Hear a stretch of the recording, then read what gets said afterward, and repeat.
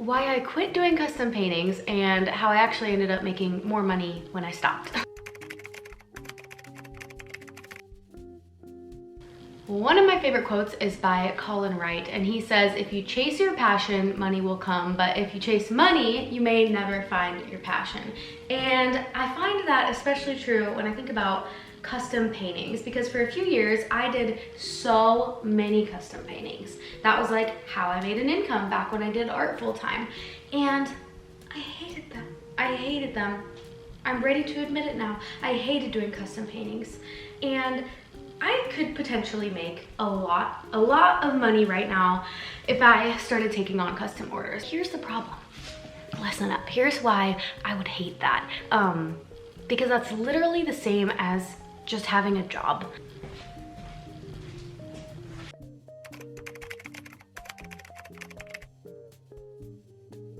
Think of it like this. If I gave you the option as an artist tomorrow, you could vend at one of two markets.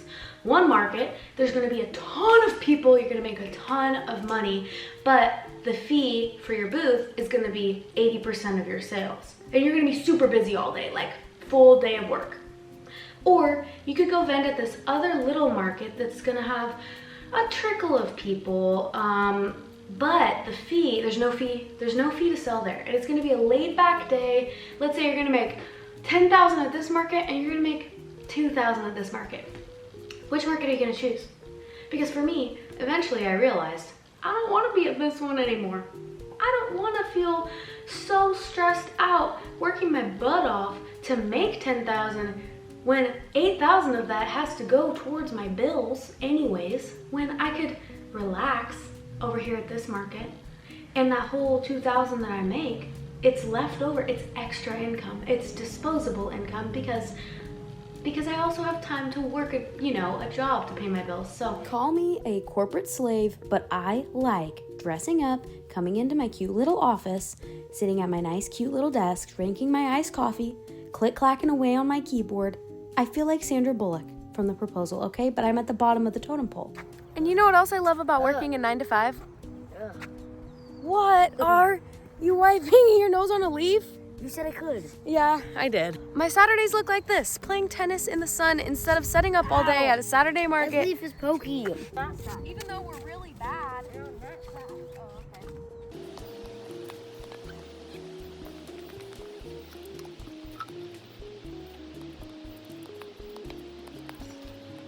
So part of not doing art full time anymore meant I stopped taking on custom orders. So now as an artist, I pretty much make money two ways.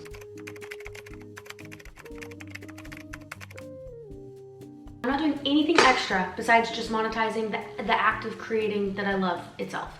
And that is by, number one, I record the process and I make it into YouTube content. I'm making money right now. You're making me money by watching this, which if you wanna learn more about how to do that, I've made a few videos about that. It's crazy that you're literally paying me right now with your time. Everybody has time to spare. Everybody watches stuff. Anyway, you should start an art YouTube channel. Do it, it's amazing. Number two, once I paint something, I put it on my website for sale, right? So if once a month I do a painting and it sells for $2,000 and I post the video to YouTube, and each video that I post, I'm just building my YouTube revenue every month. Last month, it was $1,700. So, $2,000 painting, $1,700, that's $3,700 extra. Now, obviously I have to pay 40% taxes on that, but still, what is that?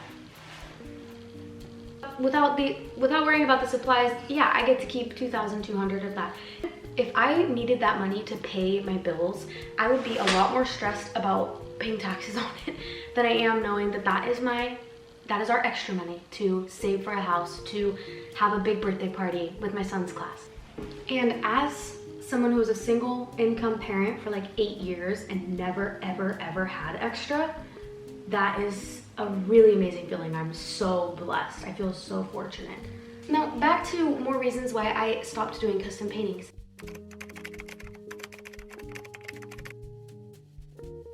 I don't feel like I can do my best work when I'm doing a custom painting because I'm going off such a limited reference. I'm painting from a photo of a person I've never met.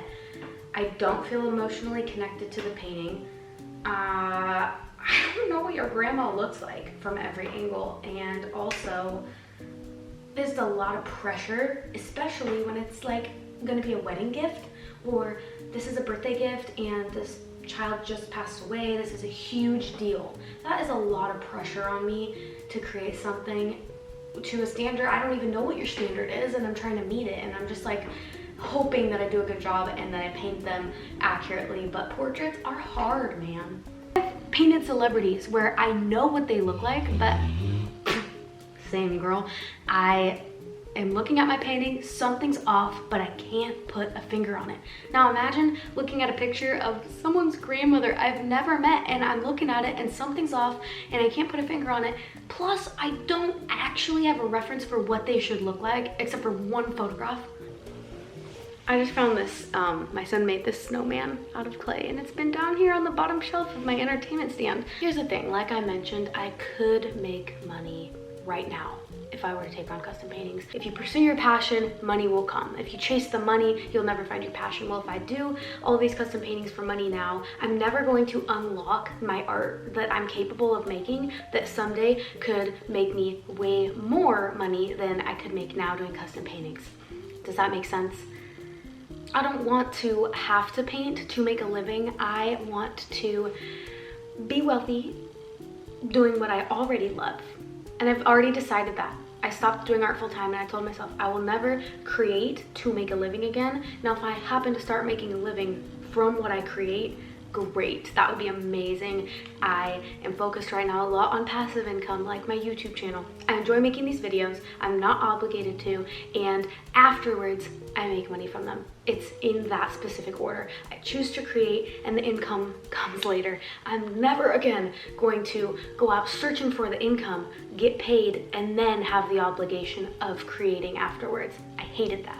Now, if you're a newer artist, there's nothing wrong. There's nothing wrong with taking orders and doing custom paintings. In fact, I used to think it was fun. I used to get so hyped when I would get an order and, you know, I would make $300. That's just part of the journey. And maybe you want to be a custom portrait artist. If you enjoy it, do it. Please do it so they stop asking me. But for real, here's the thing. I gotta look at my list again. But I feel like most artists aspire to be the Banksys of the world. You want to create paintings that are worth 20 grand. Well, you'll never actually be able to create a painting worth 20 grand if you don't become an artist worth 20 grand. We all know that the value of a painting comes from the artist.